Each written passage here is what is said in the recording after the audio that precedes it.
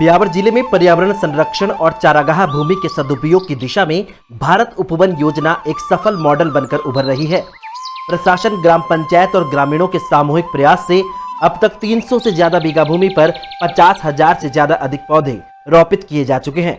इसका उद्देश्य न केवल पर्यावरण को संजीवनी देना है, बल्कि बंजर पड़ी भूमि को उपजाऊ और उपयोगी बनाना भी है।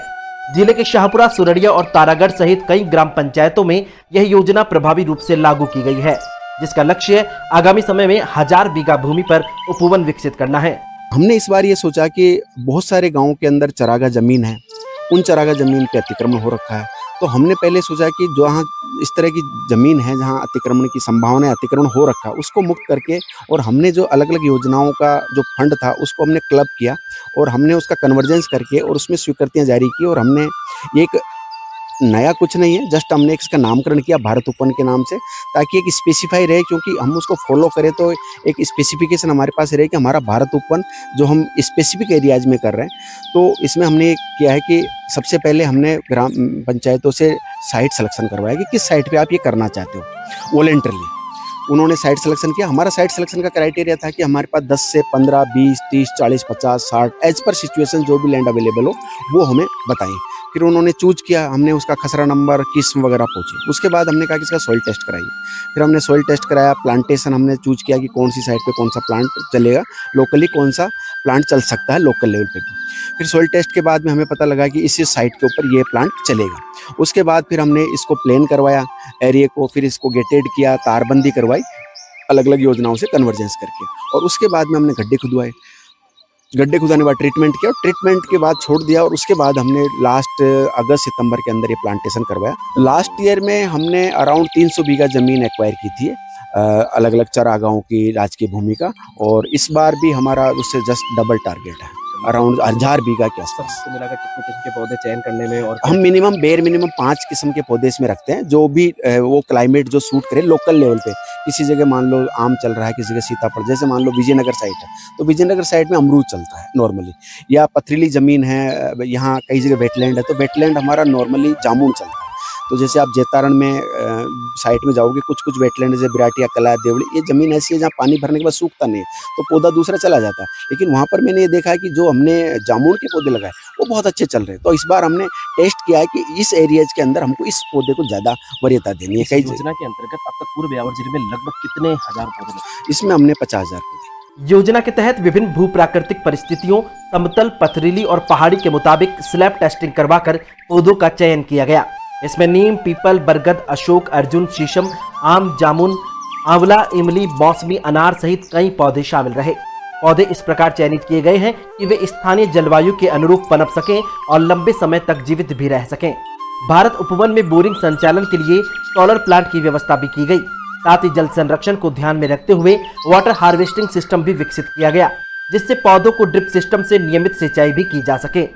इससे जल की भी बचत होगी और पौधों की आयु भी बढ़ पाएगी। सुरक्षा और आर्थिक आत्मनिर्भरता की दिशा में प्रयास करते हुए उपवन क्षेत्र की सुरक्षा के लिए चारदीवारी और गार्ड की व्यवस्था भी की गई। साथ ही भविष्य में इन उपवनों से मिलने वाले फलों और अन्य वन उत्पादों की बिक्री पर होने वाली आय को उपवन की देखरेख और संवर्धन में लगाया जाएगा। जैसे 5 हेक्टेयर यानी करीब 20 बीघा का ये चारागाह है। इस 20 बीघा में लगभग एज पर नॉर्म्स 2000 पौधे लगते हैं। तो 2000 पौधों में लगभग 1000 पौधे छायादार और 1000 पौधे फलदार लगाए।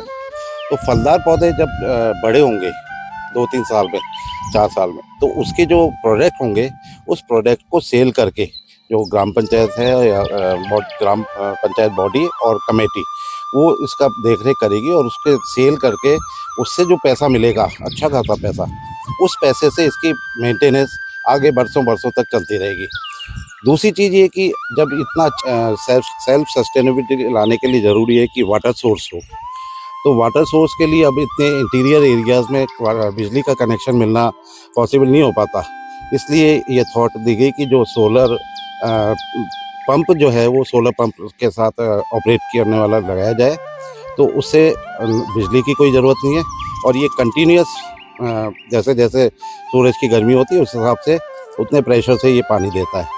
इस पूरे एरिया में हर पौधे में ड्रिप सिस्टम से उसको कनेक्ट किया हुआ है, अलग अलग उसमें ब्लॉक बनाए हुए, तो पाइपलाइन डाल के हर ब्लॉक में अलग अलग दिन पानी छोड़ के सभी पौधों को रेगुलर पानी की सप्लाई की जाती है। इसके अलावा पूरे साल चौकीदार रहता है और मेंटेनेंस कराई जाती है। भारत उपवन योजना ग्राम पंचायतों के सहयोग से पर्यावरणीय पुनरुत्थान की मिसाल बनी है। योजना को क्लाइमेट अनुकूल और तकनीकी दृष्टि से मजबूत बनाने के लिए सभी आवश्यक उपाय किए गए हैं। तारागढ़ पंचायत के सरपंच प्रेम सिंह पवार ने कहा कि ग्रामीणों ने मिलकर इस योजना को सफल बनाया है। अब गांव में हरियाली है, पशुओं के लिए चारा है और बच्चों के लिए प्राकृतिक वातावरण। ग्राम पंचायत तारागढ़ में रूडाना एक रेवेन्यू विलेज है। यहाँ पूरा कटीला और पूरी झाड़ियाँ थी, यानी बहुत स्थिति खराब थी। बम्बुल थे, अंग्रेजी बम्बुल। एक श्री उपवन पहले योजना थी भी भारत नाम से, तो हमने प्रयास किया। वीडियो साहब ने और ईसो साहब ने सबने बोला, विजय सिंह जी साहब थे, उन्होंने हमने एक लक्ष्य लिया भाई इस चीज़ को अपना डेवलपमेंट करें। लग नहीं रहा था भी इतने सक्सेस हो जाएंगे, पहाड़ी एरिया था, लेकिन हमने पूरे हमारे जो भी जनप्रतिनिधि है, पंचायत समिति स्तर के स्टाफ है, और सबने बोला भाई सरपंच आपको ये काम बेड़ा उठाना है, इसको ढंग से देखना है, दूसरे काम हो नहीं हो लेकिन आपको ये तो मैं तन मन से हमारे जो भी कार्यकर्ता लोग हैं, LDC है, सचिव साहब है, जो भी पूरी तरह लगे हुए, गार्ड है, पूरी देखरेख होती है, समय समय पे पानी पिलाना है, दवाई है, सारा मेडिसिन वगैरह जो भी हम टाइम पे कर रहे हैं। और हमारा एक लक्ष्य है कि मैं चाहता हूँ कि आने वाले टाइम में इसको देखने के लिए बाहर से लोग हैं। और अभी वर्तमान में परिसीमन में मेरी ग्राम पंचायत रूडाना बनने जा रही है, तो हम चाहे भाई इसका अच्छा डेवलपमेंट हो और एक राज्य स्तर पे और उच्च स्तर पे अपने ग्राम पंचायत का नाम हो। किस्म के पौधे हैं, क्या लगाए? सर यहाँ पे चारों तरफ तो इसके नीम है, 250 पौधे नीम के हैं, 200 आम है, 200 आंवला है, 200 गेंदा है और ये सारी चीजें इसमें लगी हुई है। करीबन 850 पौधे इसमें। ग्रामीणों का कहना है कि जिस जमीन पर एक समय कुछ भी नहीं था, आज वहां जीवन है, हरियाली है। अब लगता है कि पर्यावरण के लिए कुछ अच्छा हो रहा है। ये हरियाली आने वाली पीढ़ी के लिए सबसे बड़ी सौगात है। बस बहुत अच्छी योजना है, क्योंकि आने वाले समय में बारिश दिन दिन कम हो रही है, तो पेड़ पौधे जितना ज़्यादा लगे उतना हमें बहुत इसमें वो मिलेगा। धूप कम होगी, बारिश ज़्यादा होगी, तो ये हमको हर इंसान को लगाना चाहिए। गवर्नमेंट ने बहुत अच्छा, हमारे सरपंच ने बहुत अच्छा मीडिया उठाया कि खाली जगह पड़ी थी और मैं आज पौधे लगा दिए, और भी आगे बढ़ाने की कोशिश कर रहे हैं। जितना से जितना ज़्यादा ये चारागाह जहाँ भी जब खाली पड़ी है वहाँ पे ज़्यादा पौधे लगाया जाए। और सभी से गाँव वाले से भी यही निवेदन है कि सभी 2-2 पौधे भी लगाए। एक इंसान तो भी हिंदुस्तान में 140 करोड़ एक भी लगा तो डबल हो जाएगा। तो आने वाले समय में जो परिस्थिति गर्मी हो रही है वो बिल्कुल कम हो जाएगी, और काफ़ी इसमें आने वाले समय में फल फ्रूट भी लगेंगे, तो इसमें एक रोजगार भी बनेगा। क्या सरकार बहुत बढ़िया काम की दो, गांव के लिए हरियाली बढ़िया की दी, उदा सब से भैया सब लगा, नींबू, दाड़मा सब पौधा लगा, जमपड़, अम्बा, सीताफल लगा। पहले सर ये अतिक्रमण भूमि थी, गांव वालों ने मतलब यहाँ पर अतिक्रमण कर रखा था। हमारे सरपंच साहब ने मतलब बड़ी मेहनत से यहाँ से अतिक्रमण हटाया, फिर इसको उपवन के रूप में बदलने के लिए चारागाह विकास भूमि की योजना से इसको यहाँ लाए, और श्री उपवन मतलब सरकार से कलेक्टर साहब से आदेश किया, फिर कलेक्टर साहब ने भी हमारी मदद की, और कलेक्टर साहब की वजह से ये आज हमारा उपवन अभी भी विकसित दिखाई दे रहा है।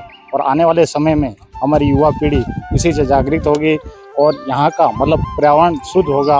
और इसी से हम कामना करते हैं कि आने वाला प्रत्येक व्यक्ति कम से कम 2 पौधे तो ज़रूर लगाए अपने जीवन काल में, ताकि आने वाली पीढ़ी को स्वस्थ हवा मिल सके और हमारा वायुमंडल स्वस्थ हो सके। यही प्रार्थना करते हैं सर। भविष्य में इन उपवनों को पर्यटन स्थल के रूप में विकसित करने की अनुपम योजना है, ताकि बाहरी राज्यों से पर्यटक आकर गाँव की हरियाली और संस्कृति से जुड़ सकें। ब्यूरो रिपोर्ट, जे स्काई न्यूज़।